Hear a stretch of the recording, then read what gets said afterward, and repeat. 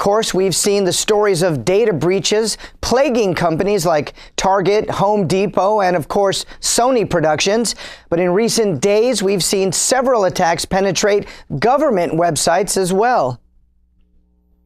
No foreign nation, no hacker should be able to shut down our networks, steal our trade secrets, or invade the privacy of American families. Ironically, at the same time, the federal CIA, NSA, and FBI programs are all pushing for new laws that would allow them to increase their spy programs, further eroding the privacy of the American family. But a common theme throughout President Obama's political sales pitch: paint our children as victims and use that as leverage in Washington. We're making sure our government integrates intelligence to combat cyber threats, just as we have done to combat terrorism. And tonight I urge this Congress to finally pass the legislation we need to better meet the evolving threat of cyber attacks, combat identity theft, and protect our children's information. The president calling for new laws to strengthen internet security, but also forging ahead with government-funded education programs that use third-party companies to read private student records and sell them a federal loan. If you can't tell by now, the political rhetoric was out in full force on Tuesday night. Another big dispute on the horizon: how the U.S. government should handle fragile relations with Cuba. It removes a phony excuse for restrictions in Cuba, stands up for democratic values, and extends the hand of friendship to the Cuban people. And this year, Congress should begin the work of ending the embargo. But while President Obama says that America is extending a hand of friendship, it appears the Cuban government doesn't see it the same way. Even after all of the concessions that Obama's administration has offered to Cuba, the Castro regime says it's not enough. On the very same night as Obama pressured Congress to give Cuba what it wants, a senior leader in the Cuban government said they aren't pleased with the progress and they're not even close to restoring full trust in the United States. Cuba, of course, being close friends with Iran, Russia, and North Korea, embracing the communist country could send mixed signals to all of our Western allies around the world. That is one reason why you don't see any Republican congressmen or women applauding the president's plans. Immediately following the State of the Union address, the Republicans nominated newly elected Iowa Senator Joni Ernst to deliver the GOP response. We heard the message you sent in November, loud and clear. And now we're getting to work to change the direction Washington has been taking our country. The freshman senator was the first female combat veteran ever elected to political office. And in the national spotlight, her resume was more impressive than her delivery. While the senator tried to do her best and counter the president, her presence and reliability suffered in the polls. For many of us, the sting of the economy and the frustration with Washington's dysfunction weren't things we had to read about. We felt them every day. While President Obama's speech got mixed reviews, most people criticized Ernst during her speech on social media. So now that we've heard from the president, from the Republicans, now we're taking a few minutes to sit back and take it all in. And as Gary Franchi reports, there are a lot of numbers that neither party brought up in their speech. That's right, Midge. It's one of the biggest shifts in American policy we've seen under President Obama, and it's how much money he's taken out of private industry and replaced with federal loans.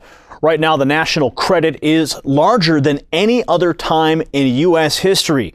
7 years ago, before President Obama took office, the number was $1.4 trillion. Now, that's a lot in itself, but now it's actually almost double what it was under the first Bush administration, just over $800 billion then. In 6 years in office, President Obama has handed out well over $3 trillion in government loans. That's nearly 400% higher than it was in 1995. If the president has a legacy, he's the banker-in-chief. That's right, the 5 highest years on record for national loans have all come under President Obama's administration. At the same time, job growth, wage growth, and small business growth are not even coming close to matching this kind of increase. To make matters worse, many of these credit programs are totally unregulated and have nothing holding them back.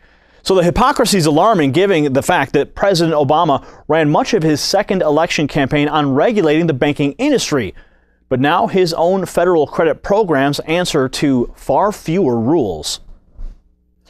Well, Gary, speaking of financial rules and regulations against big companies, we've got some big news coming out of New Orleans. Federal lawyers are making another case to go after BP for that 2010 oil spill in the Gulf Coast.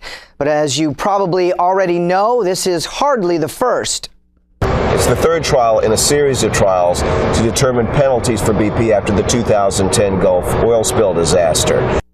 In previous court cases, judges ruled that BP acted with gross negligence in the disaster. Now the question is all about trying to determine how much they should have to pay for their actions.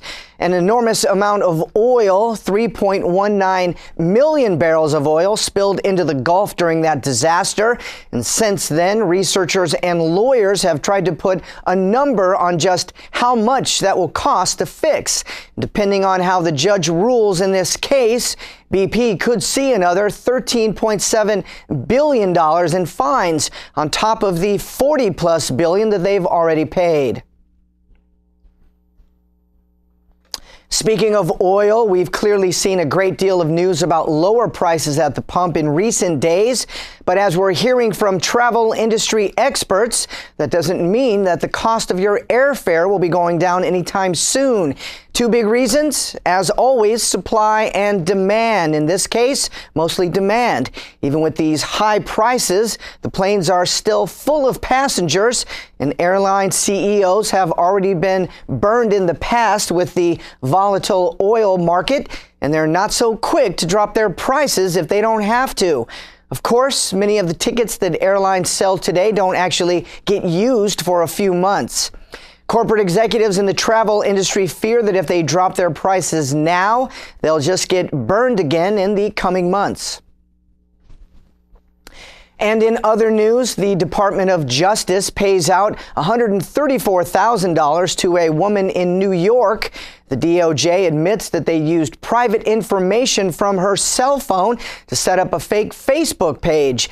And the feds used her identity to forge a fake Facebook page. And court documents show that the DEA used pictures from her phone to set up the fake account and tried to lure her personal friends into sharing other drug secrets that could lead to an arrest. While the DOJ is paying out over $100,000 as a part of the negotiation in the settlement, they aren't admitting that they did anything wrong, and this specific case does not prevent them from using similar methods in the future.